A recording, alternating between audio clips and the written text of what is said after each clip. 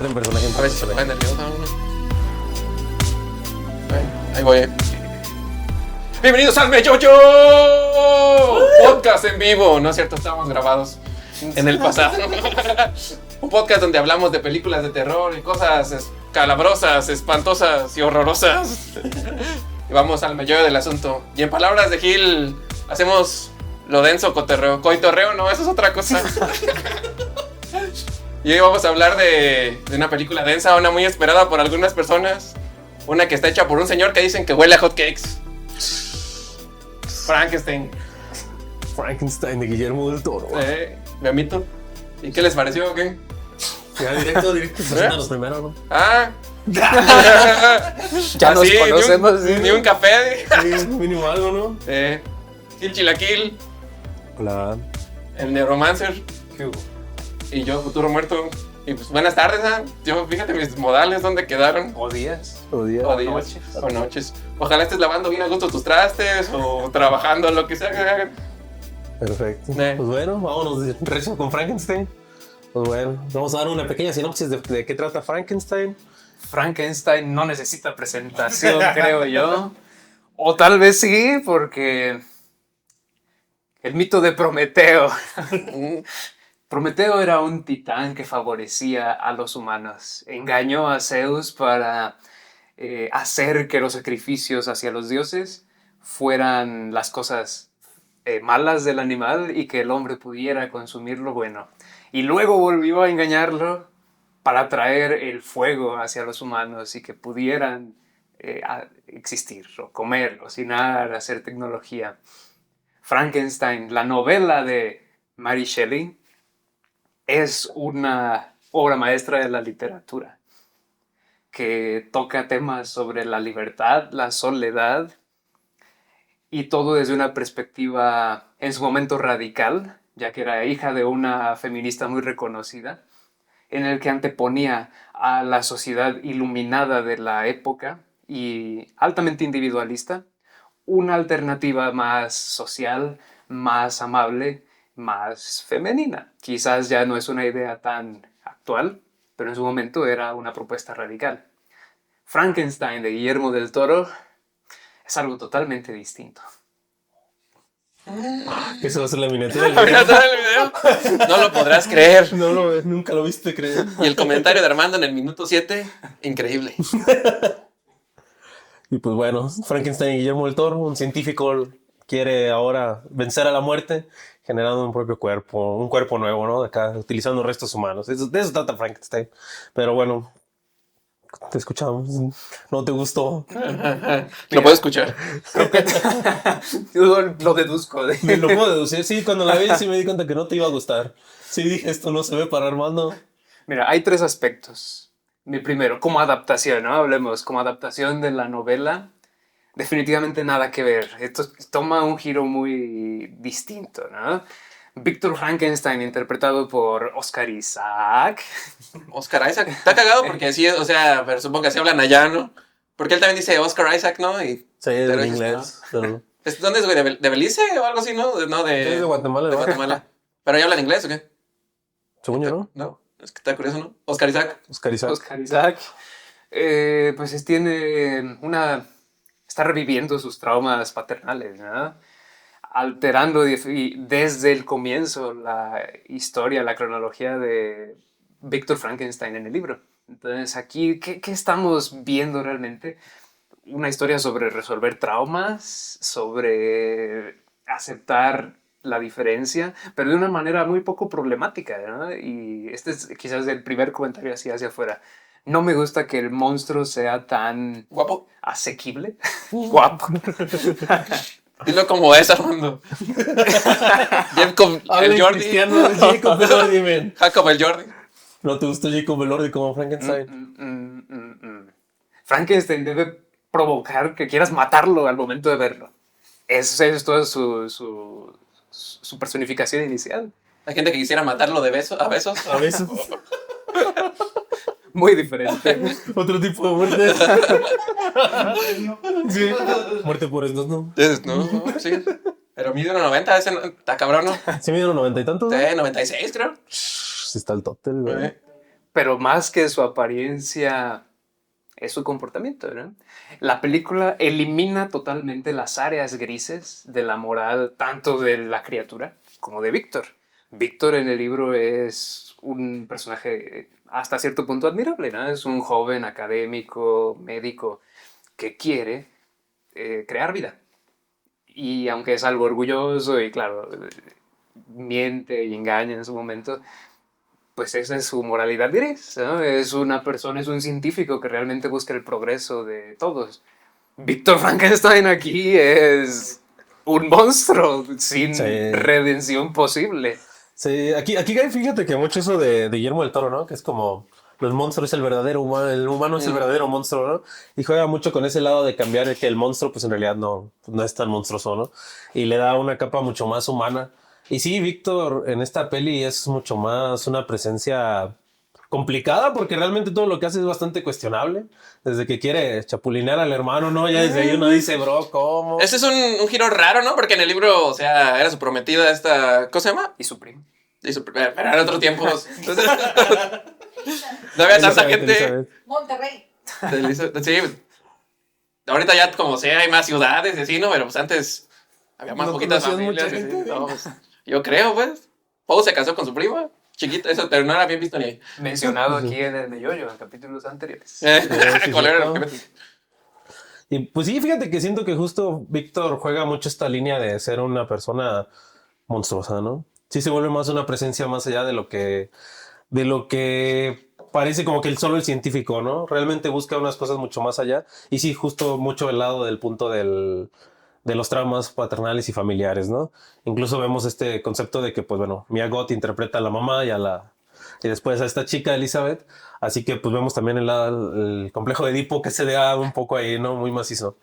Eh, Yo justo vi una entrevista de Guillermo del Toro donde decía que el mismo Frankenstein como que no veía al monstruo, a la criatura como lo veía como un objeto, pues, o sea, como que lo veía como una meta a lograr, ¿no? Así de voy a crear este objeto, y ya en el momento que lo logró ya fue como, bueno, esta madre que es, no, o sea, no lo piensa tanto como algo vivo. Por eso quizás se crea ese...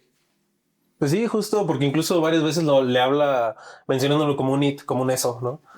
Mia Goth incluso, bueno, el personaje de Elizabeth, tiene alguna parte donde le dices que es un él, y ese güey le dice, no, es una cosa, es un eso, porque a fin de cuentas nada más era para Víctor nada más es la combinación de partes chidas del cuerpo juntadas, ¿no? Que comparando a lo mejor con el libro, o sea, siento que el Víctor del libro era más como... Se horrorizó más bien no a lograrlo, al decir que cree, pero no creo que lo viera tanto como un objeto, ¿no? Solo como... Pues acá sí entramos un poco al punto donde él se da cuenta de que lo que hizo estuvo mal. Pero ya mucho más adelante, ¿no? Ya llega entrando hasta la parte del... Ya cuando le bajó la ruca. Sí, no. Pero bueno. Pero es interesante, pues, cómo se lo maneja. Y bueno, este lado de la narrativa acerca de que, pues, toda la historia sea una plática en un barco, ¿no? Eso, pues... Excelente. Bueno, a eso es lo más cercano que nos mantiene al libro, ¿no? Esta estructura de muñeca rusa donde el doctor Frankenstein habla con Walton, el explorador que está en el Ártico. Y precisamente en el libro es tan poderosa esta analogía, porque la ambición de Frankenstein lo llevó a su muerte, y él, a través de su historia y de la presencia del monstruo, convence a Walton de devolver a su tripulación. Mientras que en nuestra película regresa, la tripulación escapa del Ártico porque la criatura empuja su barco con fuerza sobrehumana. Sí, sí, sí. Pregunta Muy importante. ¿Jacob Elordi podría? ¿Realmente podría Yo sé que mover lo- este barco? Yo me imagino que sí lo hizo. Se ve como un hombre muy grande ese viejo. Sí, sí, sí. Es interesante, fíjate, porque sí, siento que el monstruo tiene esta capa mucho más humana, ¿no? Se vuelve una versión mucho más, sí, ¿no? Bueno, o sea, pues este lado, por ejemplo, cuando Víctor lo regañaba y tenía esta tendencia a pegarse, ¿no? Como que siempre este maltrato, que de hecho me recuerda mucho a otros trabajos de Del Toro, la verdad. Siento que esta película es una combinación pues un cúmulo de todo lo que ha dirigido, ¿no? Realmente puedes ver que hay escenas que son La forma del agua, puedes ver otras que es más La cumbre escarlata, y creo que ahí va haciendo un estilo muy Del Toro, la verdad. Pero que igual siento que sí podría caer un poquito mal ahí, porque sí, el monstruo, justamente el monstruo, sí termina siendo este ser muy, muy, muy inocente, ¿no? Una persona muy tranquila, muy... Pues sí, realmente muy inocente, realmente era una víctima de lo que estaba sufriendo, ¿no? De todos estos traumas. Y a fin de cuentas, pues sí, porque es un niñote, ¿no? Para esta película, pero bueno. Sí, pues estamos... Precisamente peor que el comportamiento de Víctor me parece el blanqueamiento de la criatura. Mm. En el libro, la primera muerte del monstruo es arrojando a una niña a un estanque y se ahoga porque ellos estaban jugando, ¿no? Al arrojar hierbitas y... Sí, igual que en la película del tren, como 32, ¿es? ¿De qué años? No he visto ninguna ¿No? otra de ¿La blanco y negro? Frankenstein. Esa parte me gusta mucho, donde mata a la niña. Que Aunque arroja a bueno, la pues, niña. el único acierto quizás, pero... O sea, no de la adaptación, ¿no? Es decir, el monstruo era realmente una fuerza natural, digamos, era el espíritu humano encarnado. Era bueno, era malo, podía aprender, aprendió sobre las clases de la época, cuando observaba a esta familia de campesinos. Al inicio les robaba y cuando se dio cuenta de que eran pobres y de que sufrían hambre, empezó a ayudarles. No era una criatura 100% inocente, 100% infantilizada. Era violento, era agresivo, pero tenía en su interior la capacidad de crecer, la capacidad de aprender y la capacidad de odiar. Esta frase durante la escena de la boda está calcada de la novela, ¿no? Casi, donde dice que llevo en mí un amor tan grande como no puedes imaginar y un odio tan fuerte que no puedes creerlo, algo así. Y si no puedo tener uno de estos, voy a regodearme en el otro. Cuando decide vengarse de Víctor. La cosa es que su venganza en el libro tiene mucho sentido al perseguirlo por todo el mundo y matando a todos sus amigos y conocidos y personas queridas. En la película, en el momento en el que suelta esta línea, lo persigue por razones inexplicables, buscando que lo mate, terminando en una escena muy Looney Tunes, cuando le agarra un pedazo de dinamita hacia el pecho y no le hace nada. Explota y solo le falta un poco de carne. Digo, bueno. Ah, mamado, güey. Jacob Elordi puede Tiene hacer eso. músculos de fisiculturista. Y luego con, ¿cómo se llama esa madre? Cuando te pones duro de lo muerto. El rigor Rigor mortis. Rigor mortis, güey, eso los hace más duros. Pero él puede atravesar una navaja. No, la dinamita, güey, se apretó. Sí, sí podría decir a lo mejor. Sí, también me sacó un poco de pedo lo de la dinamita porque sí fue una explosión. Y sí dije, bueno, en mi cabeza tendría sentido que una explosión pueda detener al monstruo, ¿no? Pero dijo, pues, ouch, bueno. sacó un letrero que decía, ouch. Casi. Tenía los ojos pelones, así. Y sí, y fíjate que también, ahorita que mencionas eso, me llama mucho la atención este lado gris del monstruo, ¿no? Que puede ser un monstruo, pero al mismo tiempo podría ser inocente, que podría ser esto. Y sí siento que la peli sí se va mucho más al lado polarizante de que Víctor es malo y el monstruo es bueno, ¿no? Que fíjate, Frankenstein, o sea, el Víctor siento que la mejor adaptación posible es la frase Minispías 2 de Steve Buscemi. Ahí se adapta todo lo que siente el pobre Víctor cuando hizo Frankenstein. Cuando dice... ¿Creen que Dios también tiene miedo de sus creaciones y por eso no baja? ¿Cómo dice así? ¿Seguro que se queda en el cielo? Steve Buscemi entendía lo que era ser Frankenstein y construir algo hermoso, pero horrible al mismo tiempo. Steve Buscemi entendía lo que es ser Prometeo, ¿no? Ajá, Nietzsche sí. en su libro de La Gaia Ciencia, precisamente contemporáneo a Mary Shelley, utiliza a Prometeo en varias de sus aforismos para hablar precisamente sobre esto del sufrimiento, ¿no? Nos dice, Prometeo sufría más cuando era comparado con otros que cargando su propio destino. Pues esto, ¿no? Víctor Frankenstein estaba ahí como un abanderado de su época, llevando hacia las últimas consecuencias los ideales naturalistas. Que un recordatorio pues rápido es que, o sea, el título alternativo del libro Frankenstein es el Prometeo moderno, ¿no? O sea, por eso va muy pegado. Y la película también lo hace en su falta de sutileza. Casi en los primeros 30 minutos, el personaje de Christoph Waltz, innecesario también totalmente, dice que alguien va a ser el águila que comerá tu hígado, ¿no? Como por si no tenías enterado de que se basa esto, está ligado a Prometeo, ¿no? Pues ahí está esa línea. ¿Por qué, Guillermo del Toro? ¿Por qué me haces esto? ¿Por qué insultas mi inteligencia? ¿Por qué de esta manera? Es el medio de la velocidad de producción.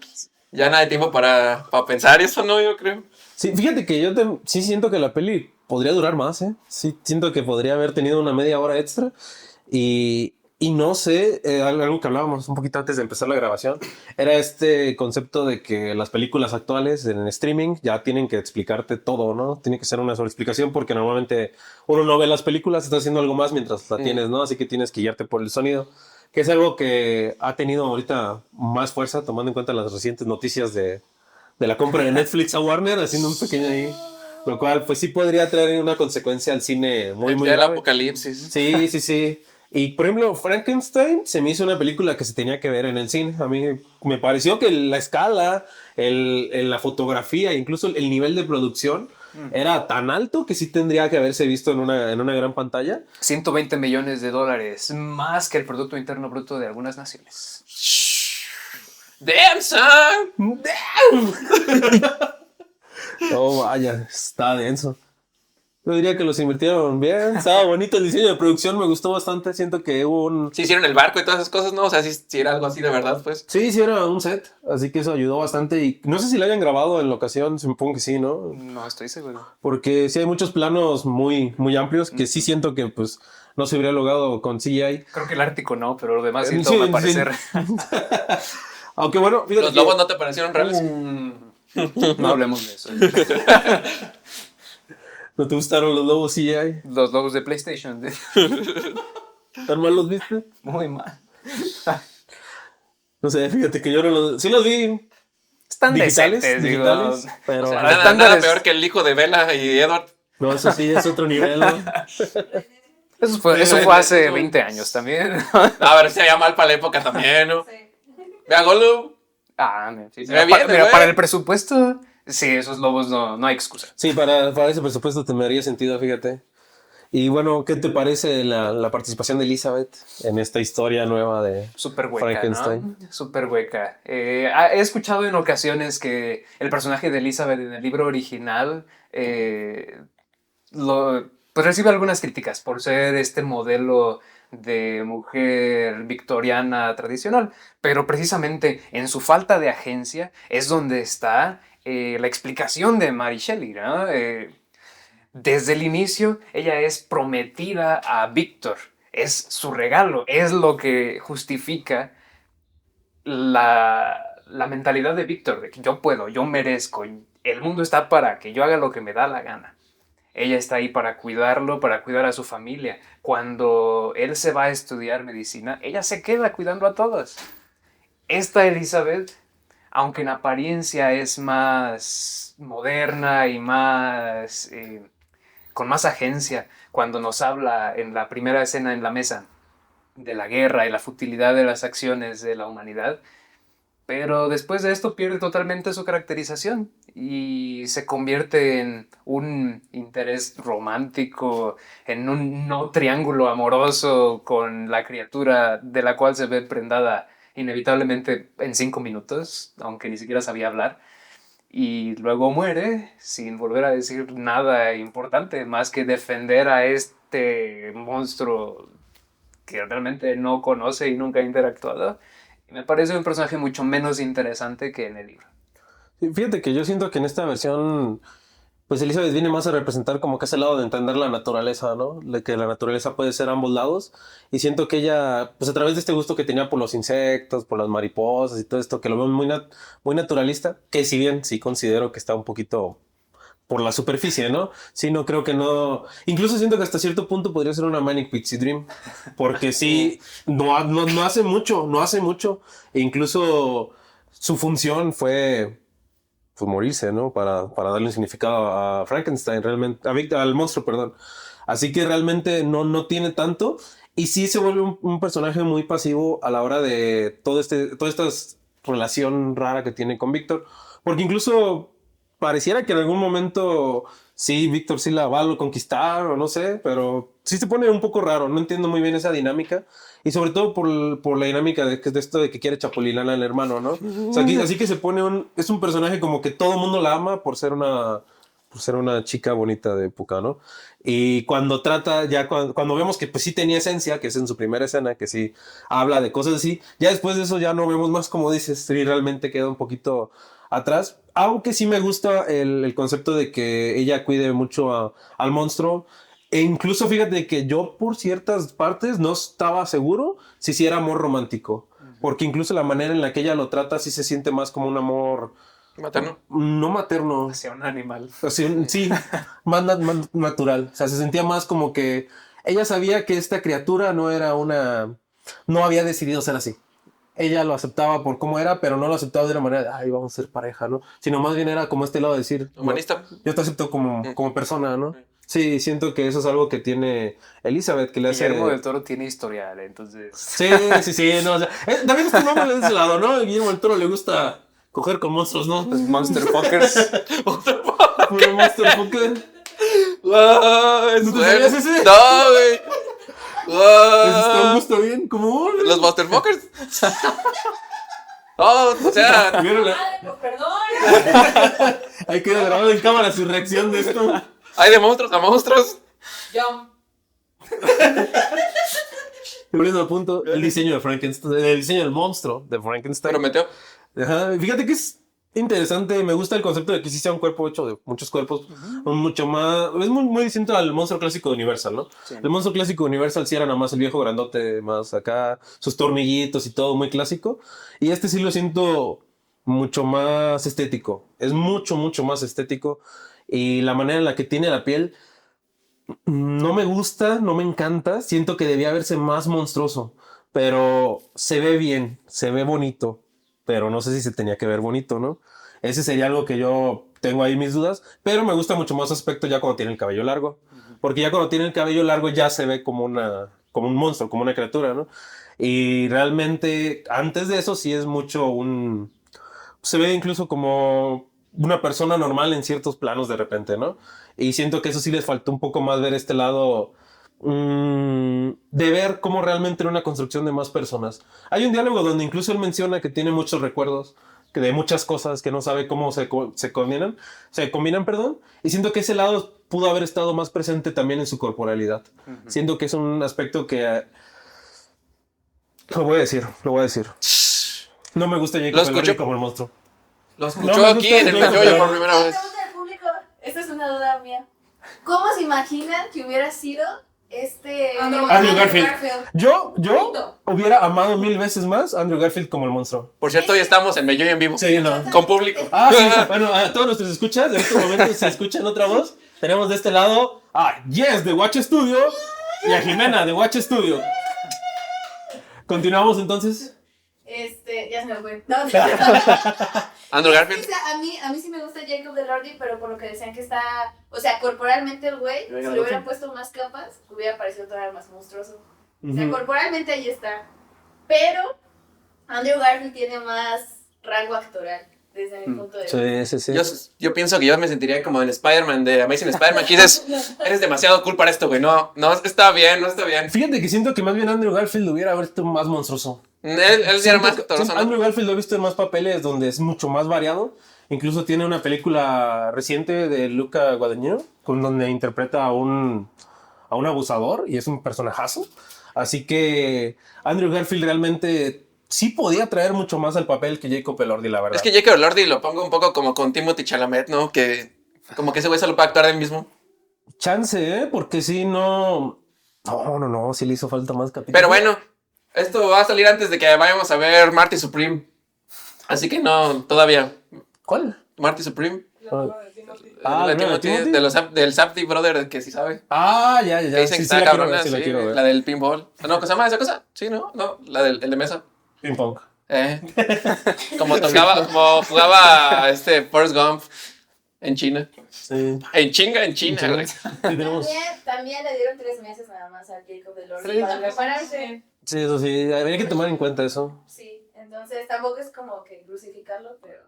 Sí, no, yo no lo crucifico porque siento que lo hizo bien, pero sí siento que la película pudo haber tenido mucho más fuerza con un papel, con un actor mejor. Que igual todos Ahora, estos... ¿si quieres darle? perdón, ahora, está el caso de Oscar Isaac, que tú me comentas que no te gustó su actuación.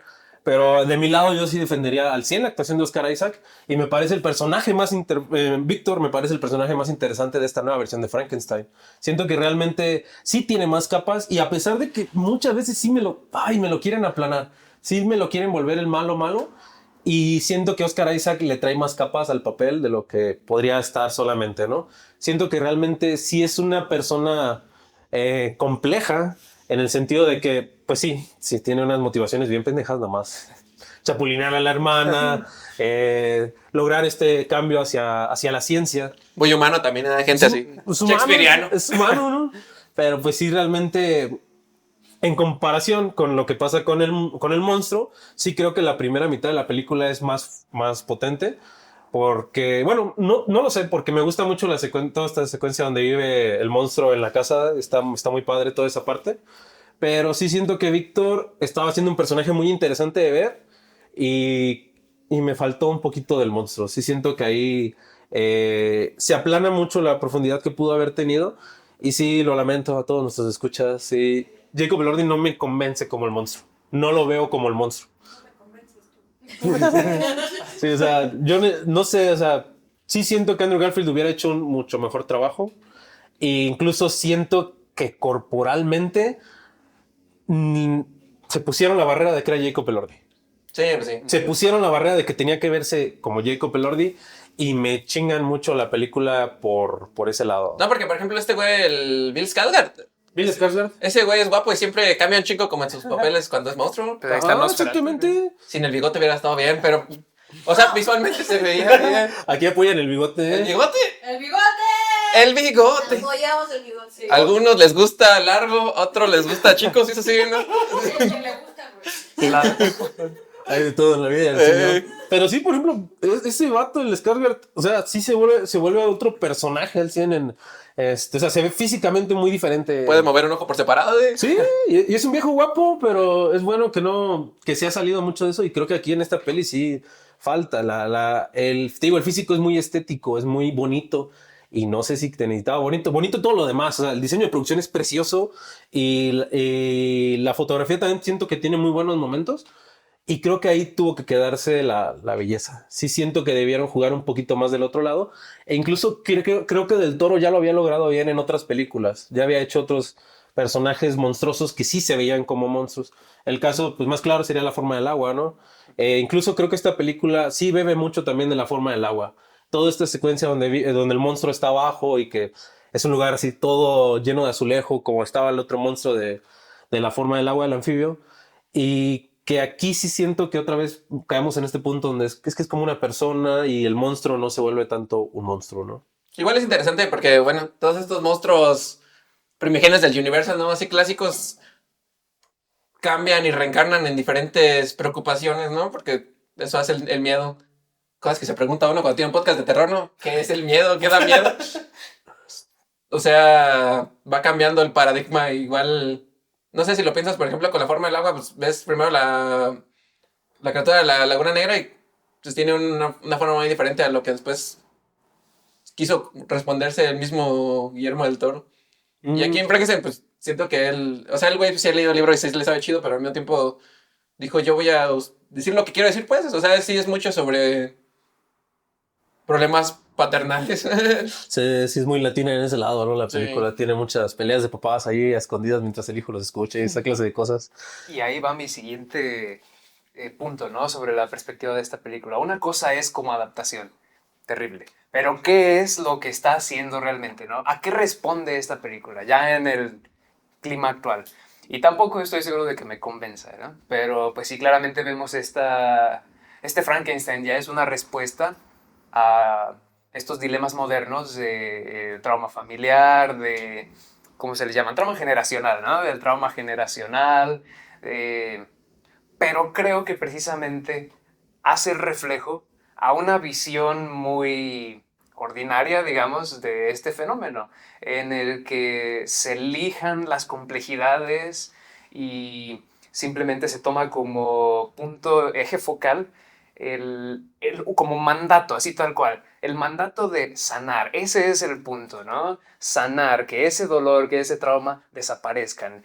dejando de lado totalmente lo que sea un proceso, lo que sea un duelo, y dejando de lado totalmente los puntos en los que las personas son complejas, en los que las personas pueden fallar y siguen teniendo humanidad, ¿no? Creo que la película está demasiado concentrada en llevarnos a la resolución final de decir, ahora los dos podemos seguir. Y se olvida de construir un mundo, de construir personas reales. Sí, solo tenemos estos dos arquetipos de la nueva psicología pop que están en constante duelo y se resuelve al final de una manera poco satisfactoria. Fíjate que no sé, personalmente no sé si yo lo considero insatisfactorio al final. Fíjate que a mí siento que sí funciona, realmente creo que, bueno, vamos a hablar acerca de un poquito más. Ya creo que ya hablamos de spoiler realmente. Spoiler alert. Realmente, así que bueno, spoiler alert. Pues bueno, esta conversación final que tiene entre Víctor y el monstruo, que de hecho pues es todo este lado de el perdonar, el soltar, el dejar ir.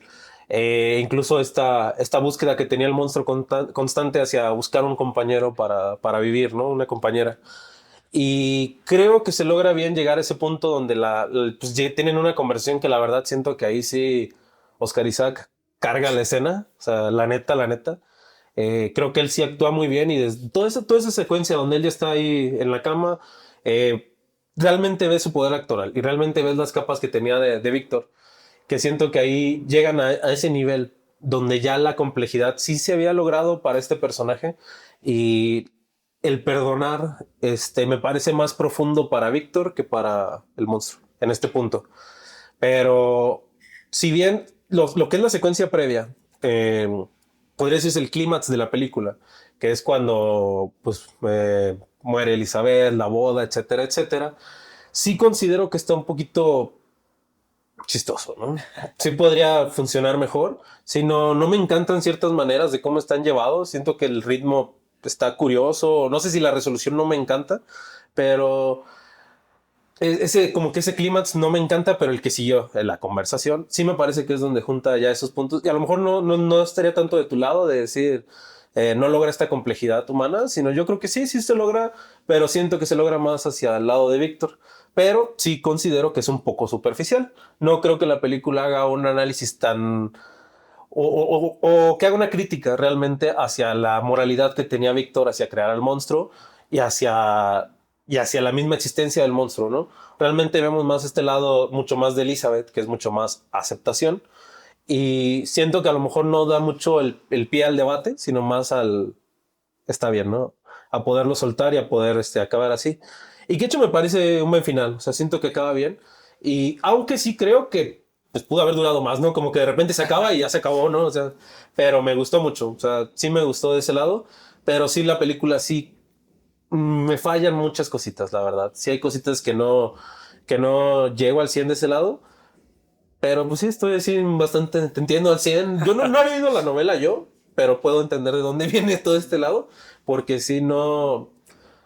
Me gusta esta película, me gusta cómo funciona, pero no sé si logra lo que buscaba, ¿no? Y porque hasta cierto punto parece que lo que busca es muy simple. Tiene aspectos muy contrarios. O sea, el libro acaba muy al revés, ¿no? O sea, Totalmente. sí, o sea, es que siento que en el libro te plantean toda la complejidad de ambos personajes. Y luego es como, pues realmente no sé si hay una respuesta, ¿no? Que es más realista también. ¿Quién encuentra el nirvana en un libro, no? En 2 o 3 capítulos, en 2 horas y media. Lo siento. Perdón. Sí, la respuesta no está aquí tan rápido. Sí, bueno, pues también aquí, bueno, de ese mismo lado lo habían mencionado, ¿no? Que hay muchos, todo este proceso, todo esto que se va llevando, pues se tiene que ver como que o muy rápido porque es una película o no se ve, por simplemente a veces no se ve, pero creo que Guillermo del Toro ha logrado en otras películas lograr esta misma profundidad a un nivel mucho mejor. Sí. Ha llegado a crear películas que tienen una profundidad emocional y moral mucho más. El laberinto del fauno está así brutal. El laberinto del fauno es una joya, ¿no? O sea, cabrón. Sí, y creo que esta le faltó. Sí, aunque me parece un ejercicio, a mí sí me parece un buen ejercicio, un ejercicio interesante, me parece una buena película, pero sí considero que hay cositas que pudieron haber funcionado mucho más, y más en este aspecto, sobre todo, como todo lo que comentas acerca del Prometeo moderno, porque pues sí, te digo, el nivel de producción es hermoso, ¿no? O sea, lo que es Guillermo del Toro siempre ha sido un maestro del diseño de producción, del arte, y realmente la película se luce, o sea, visualmente es una chulada, excepto los lobos, tal vez. Yo creo que mira, yo ahí te voy a rebatir. No me gusta la iluminación.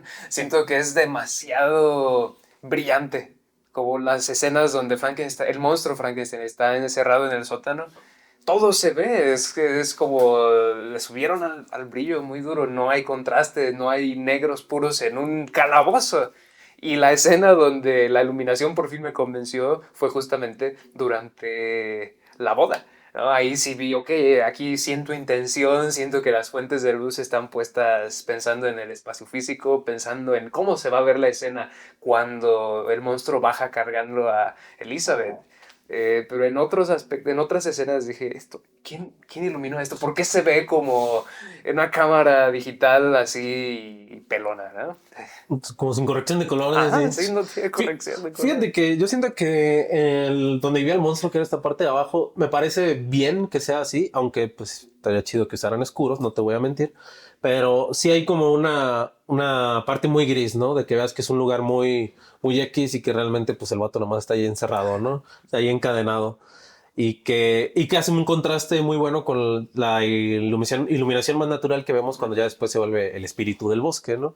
Ya cuando vive en esta casa y cuando ya vemos todos esos planos mucho más, pues ya mucho iluminados de una manera mucho más bonita, ¿no? Mucho más, la luz ya es como la de las velas, ya se vuelve del atardecer. Vemos incluso, hay una parte donde está sentado en el techo de la casa, que no tendría mucha lógica, ¿va? Pero es una gran toma, me vale, se ve muy chido.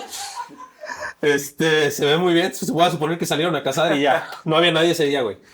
Pero siento que sí se hace un buen contraste para mostrar el avance de la historia. Siento que en ese lado, si bien la fotografía hace un gran trabajo, realmente creo que, por ejemplo, todas las secuencias del barco me parece iluminada perfecto. Pero sí creo que hay una evolución así más narrativa, a lo mejor de este lado, de cómo el monstruo vivía antes y ya cómo se vuelve después, ¿no? Pero igual, me parece que sí, o sea, me parece que en el aspecto técnico sí no hay mucho que pedirle a Del Toro realmente. Desde su película pasada, la del Callejón de las Almas Perdidas, me parece, ¿no te conoces verla? ¿No lo vieron? No, vi el final.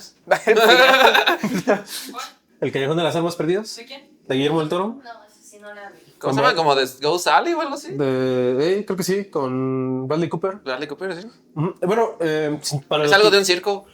Como un freak show. Ajá, y también va del lado del monstruo, es ser humano, ¿no? Lo de Y- siempre. Un clásico del Toro, pero siento que su nivel de dirección era mucho mayor en esa película. Había un mayor manejo de cámara y no sé si sea por Netflix. Es lo que iba a Es decir. ahí donde- Exacto. ¿Qué hay con la marvelificación de las películas? ¿Por qué tenemos dos escenas del monstruo puteándose unos lobos de CGI? ¿Qué está pasando aquí? Pero es cierto, sí, bueno. Es cabrón porque yo he estado viendo algunas entrevistas de Guillermo del Toro, se ve que es un güey muy listo, ¿no? Sí se ve muy preparado. Sí. Pero siento que su pedo es pues que ya cuando trabajas con viejos que mueven tanto dinero y tantas personas, sí dicen, hey, aquí hay 1% que no le agrada esto. Guáchale, Guillermo, manda otra, hijo. Los lobos, sí, pues, porque sí se siente como que los lobos sí es una parte. Para que haya un poco de acción. Y golpeando a los marineros también. Sí, ¿no? Y también lo de los marineros, es verdad. Y que fíjate que, por ejemplo, la manera en la que mata a los marineros para después tener su conversación, Muchos videojuegos. me parece que ahí, por ejemplo, siento que sí le faltó profundidad emocional, porque algo que nunca se analiza al 100 es el monstruo matando y qué siente cuando mata.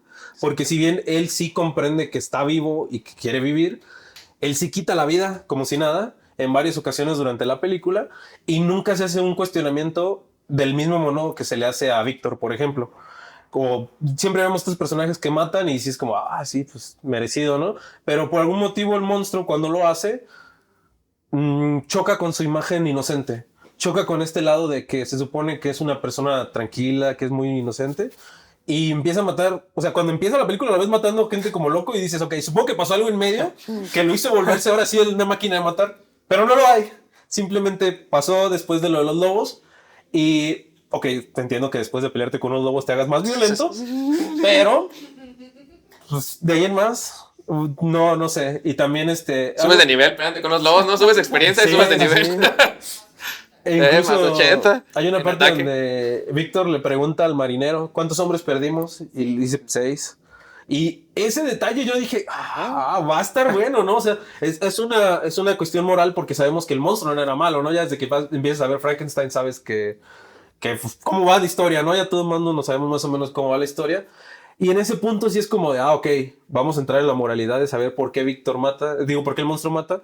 Y la realidad es que no, simplemente queda ahí. Y son escenas que visualmente están muy chidas, porque pues está muy padre como al sujeto que lo golpea y le parte la columna. Está chido. Se ve con estilo. Ok, aprecio el putazo de la violencia y dices, bueno, Sí, está bien, bueno. hasta aquí, pues sí. Sí, está chido. Sí te sirve, César. Sí, pues sí dices, ¡wahoo! Pero, pues sí, carece del nivel emocional que luego se le busca dar al personaje, ¿no?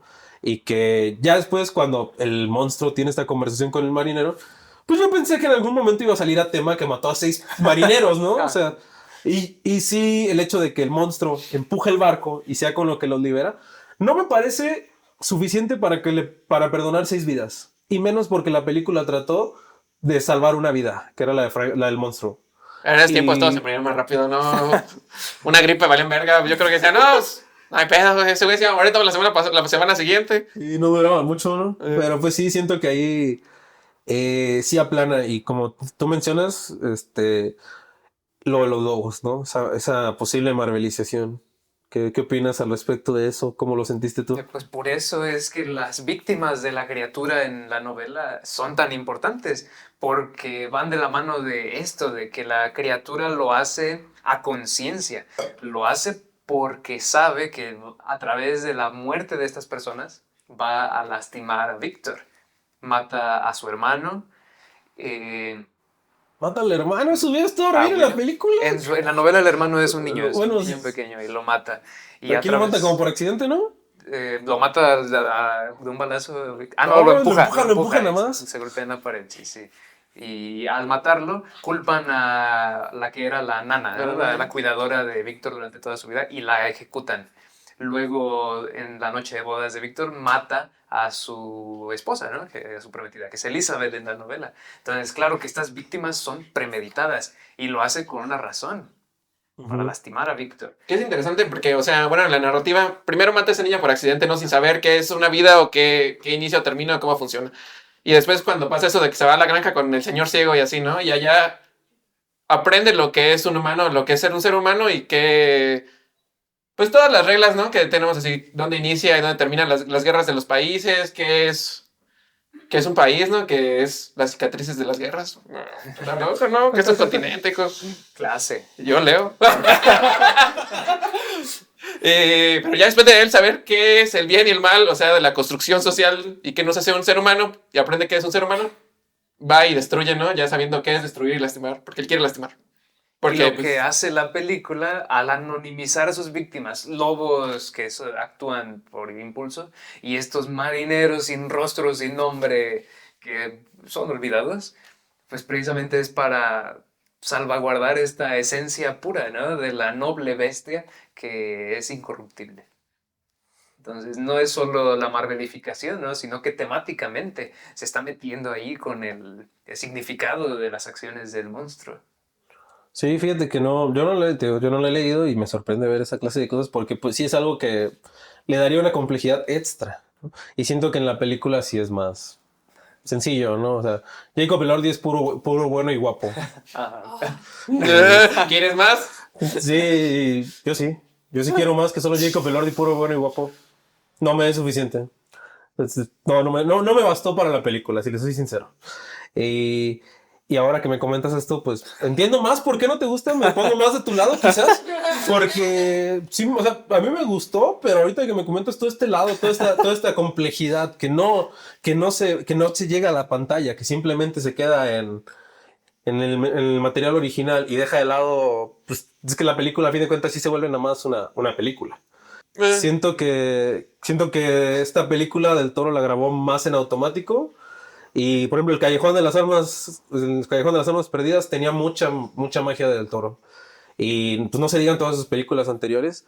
Y esta siento que no mucho, O sea, falta el nivel de cuidado y detalle a la historia que normalmente le pone del Toro en su cinematografía, sobre todo en el lenguaje, en la semiótica, pues. Aquí realmente queda un poquito muy plano, la verdad. Y pues sí, ahora que me cuentas todo esto me decepciona un poco, no te voy a mentir.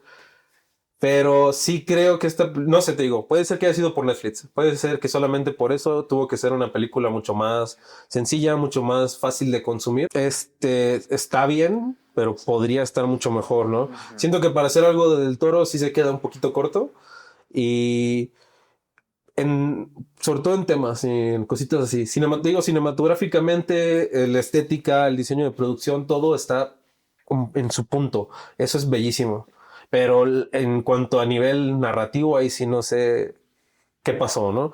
Porque sí siento que se queda un poco, pues muy tranquila y no siento que pasen, o sea, obviamente estamos hablando de una novela que fue hace cientos de años, ¿no? ¿Cuánto tiene? 1818 salió la primera edición. O sea, pues en teoría no tendría que presentar o hallar el hilo negro, ¿no? Es una historia que ya conocemos. Pero incluso, sé que la odias, perdón. Pero siento que Nosferatu presentaba más cositas cinematográficamente hablando. Sí. Fíjate que me acordé porque yo fui Nosferatu con Armando y ahorita que dice, todo está muy iluminado, Armando decía, no se ve ni un pito en Nosferatu. Yo de que a ver. Tiene que ser perfecto. Ya no las hacen como en 1960. Ya no las hacen como Nosferatu de... Don John ya no están iluminados que eso. ¿Y qué hay con terminar la película con una frase de Lord Byron? Es que Lord Byron estaba cuando inventaron el Frankenstein. Exacto, para meter contexto aquí, ¿no? Lord Byron era un amigo del esposo de Mary Shelley. Antes de que Mary Shelley se casara, se había escapado con Percy Shelley, que era un poeta así, de clase social baja, y se embarazó. Entonces escapó el año sin verano, ¿no? Porque hubo un tifón o algo así, los animales... Como un volcán, ¿no? O algo así. Ajá, luego hubo un volcán también. Sí. Fue un terrible año, ¿no? Terrible año para en ese tiempo nadie sabía qué estaba pasando. Hasta ahorita ya sabemos que era ese pedo, pero en ese tiempo nomás dijeron, no, pues el sol no está saliendo a la verga, todo está muy feo. Y se enclaustraron en una casa junto, pues, Mary Shelley, Percy Shelley, una hermanastra de Mary Shelley y Lord Byron. Y en una noche... ¿Y el doctor de Lord Byron? Ajá. Y en una noche Lord Byron propone que hagan una historia de terror. Y la única que surgió ahí a más fue Frankenstein, de Mary Shelley. No sé, hay una historia buena. No tengo mis fuentes. Escribió Lord Byron, ¿no? El fantasma o algo así. No. Creo que el doctor Lord Byron escribió como el arquetipo del vampiro. Ajá, y entonces digamos que Drácula es Lord Byron, pues, el aristócrata. Sí. Ya cuando se fundó esa idea de que Drácula es un aristócrata así bonito y que chupa sangre, pues era una crítica que pinches viejos ricos nos quitan el contenido. Mi punto era que Lord Byron había tenido una aventura con la hermanastra de Mary Shelley y la había dejado embarazada. Entonces, durante esa estadía, Mary Shelley trató de interceder para que se hiciera cargo del bebé. Y lo logró. Nunca se casó con ella, nunca la unió a su linaje, pero mantuvo a su hijo. Al final de su vida, Mary Shelley habló de Lord Byron como una persona muy admirable, muy culta, de gran conversación, pero que era peligroso de estar cerca, era dañino, era malvado. Terminar la película basada en la obra de Mary Shelley con una cita de Lord Byron es... Si lo dejamos así, no sé. Altamente cuestionable. Un poco insensible. Sí, se movió en la tumba, pues, la Mary Shelley, aunque sea. Uh-huh.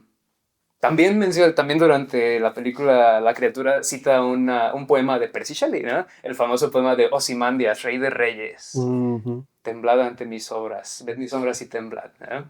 Entonces, toda esta película se centra más en Lord Byron y en el esposo de Mary Shelley que en Mary Shelley. ¿Dónde quedó el feminismo? ¿Dónde quedó el feminismo de Mary Shelley? Hace 100 años. Primero, un anuncio a nuestros patrocinadores. ¿Dónde están los patrocinadores? Yo tengo dos anuncios. como datos curiosos, Lord Byron también se llama el prometido de el cadáver de la novia, el malo.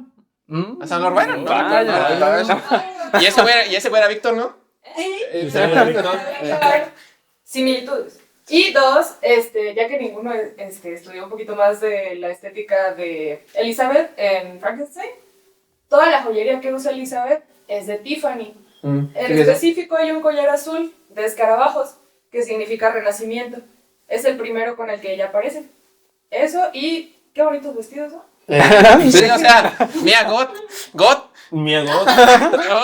Pues eso no se le niega, ¿no? Sí, o sea, God al cuadrado. sí, o sea, lo que sea cada quien, ¿no? O sea, Yeah, pues sí. también por eso digo, pues, tiene sentido Al que todos dente. se enamoraran de ella, ¿no? Es mi agot. Al mero dente visualmente. Al dente. Bueno, pero te decía, ¿te ha pasado, Gil?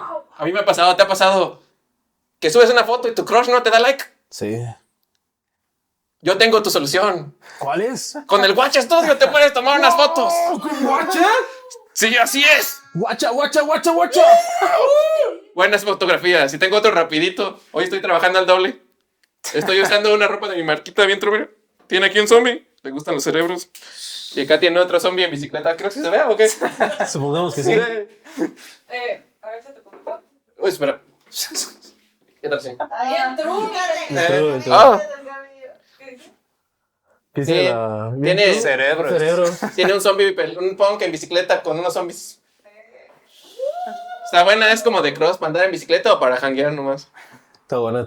Bueno, regresemos. Regresando a Frankenstein. Impresiones finales. Sí, pues...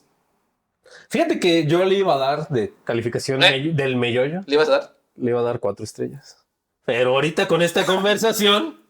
Un converso. Sí, no sé, tendría que analizarlo de nuevo, ¿no? Tengo que analizarlo, porque sí, cuando la vi me gustó, pero sí sentía como que cositas que me faltaban, ¿no? Cosas que fallaban, que siento que ya ahorita pues podemos, le entiendo más, ¿no? Gracias a a este podcast. De nada nos escuchas. Eso podrías sentir tú si lo escuchas. Pero si estás aquí ya lo escuchaste, yo digo. A menos que vayas a los últimos minutos. Y pues bueno, siento que sí hay una buena mano de Guillermo del Toro. La mano de Guillermo del Toro está muy presente y su nivel estético es increíble. Lo que menciona ahorita de los collares, los vestidos, toda la estética de la película es bastante genial. O sea, creo que logra un aspecto muy, muy bueno. Y cinematográficamente hay unos planos que cumplen en hacer que todo eso se vea todavía mejor. Sí siento que la narrativa me falla un poco y siento que es donde el punto más débil de la película. Sí siento que muchas cosas pasan porque sí. Algunos personajes tienen acciones porque sí.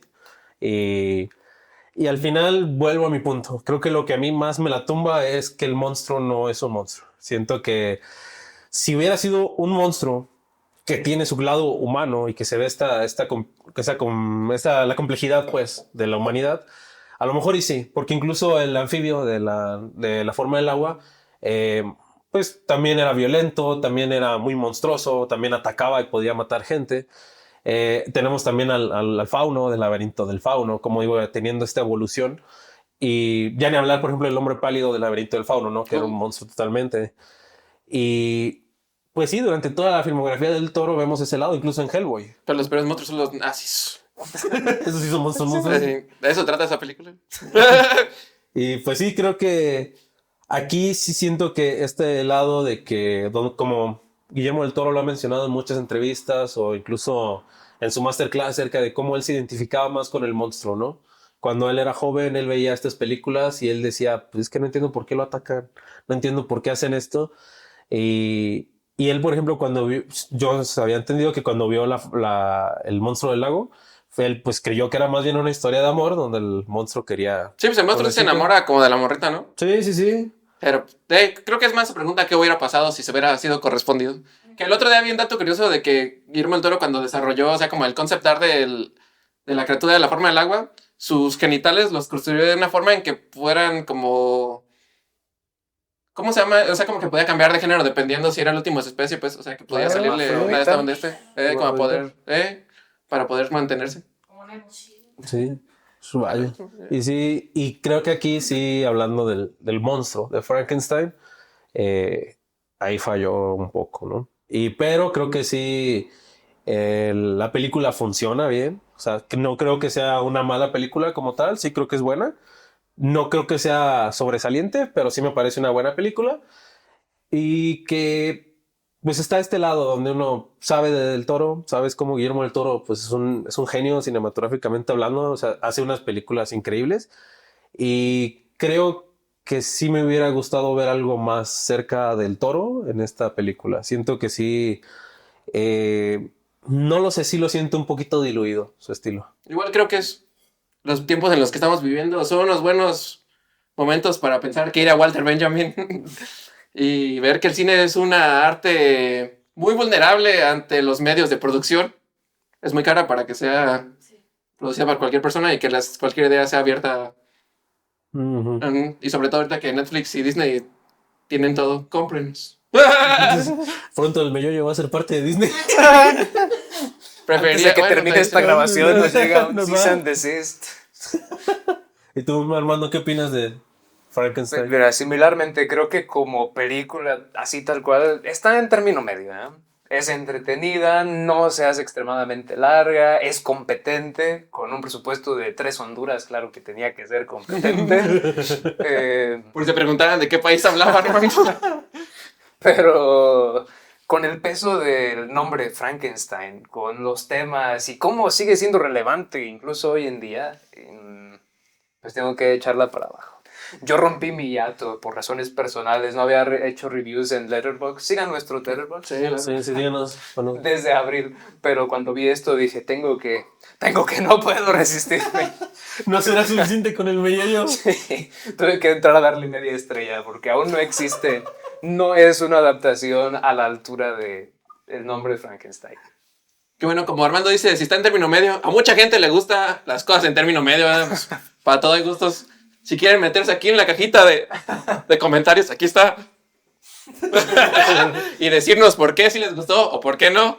Pero hablando de la comercialización, también esta movida del Toro, de solo estrenar en cines selectos, me parece terriblemente hipócrita, desconectado, porque venderle tu fuerza de trabajo, tu producto artístico a Netflix para explotarlo a esta forma tan masiva, ya vimos las consecuencias que tuvo esto en la producción, posiblemente, alegadamente. Mientras tratas de mantener esta fachada de preocuparte de los artistas emergentes y ocupar espacios en estos lugares, ¿no? Funciones limitadas. No. El verdadero monstruo eres tú, Guillermo del Toro.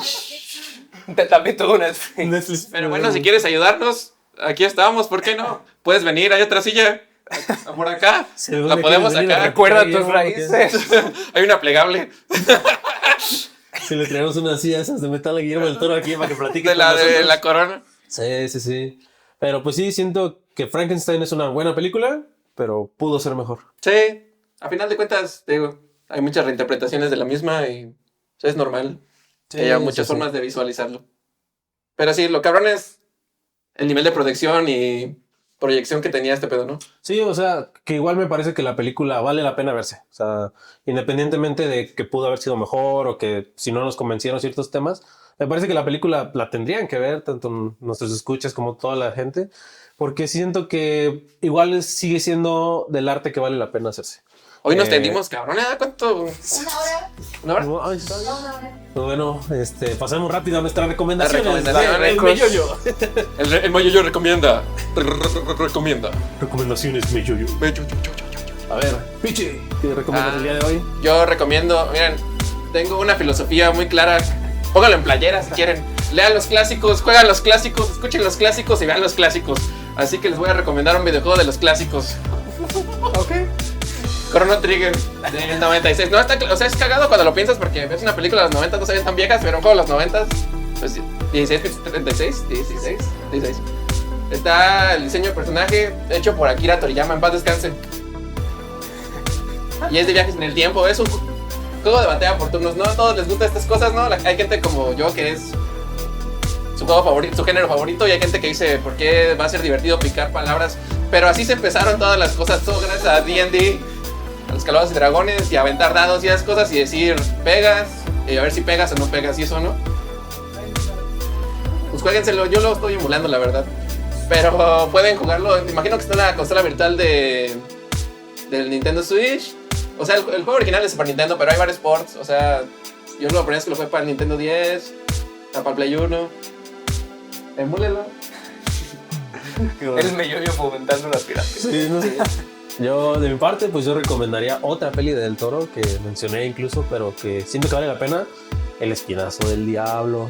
El Espinazo del Diablo es mi película favorita de Del Toro. Me parece que tiene un nivel... Ahí sí siento que los simbolismos, siento que toda la historia, siento que todo se suma a ser una gran película. Creo que es mejor el Laberinto del Fauno, pero mi favorita es El Espinazo del Diablo.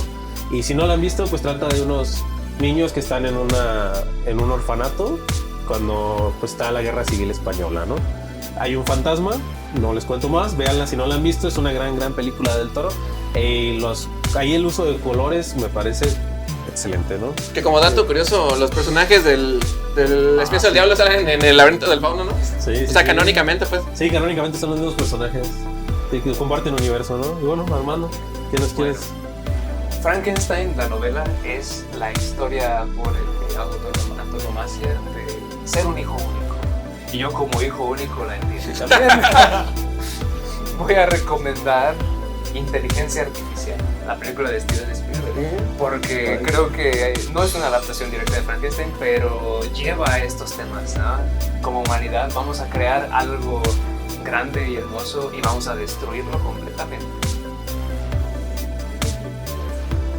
Sí, ¿no? Y nos vemos la siguiente semana para hablar de algo donde Spielberg estuvo inmiscuido también. Así es, prepárense, vámonos más navideños que nunca. El próximo Mello. Nos vemos, hasta luego. Chao. Bye bye.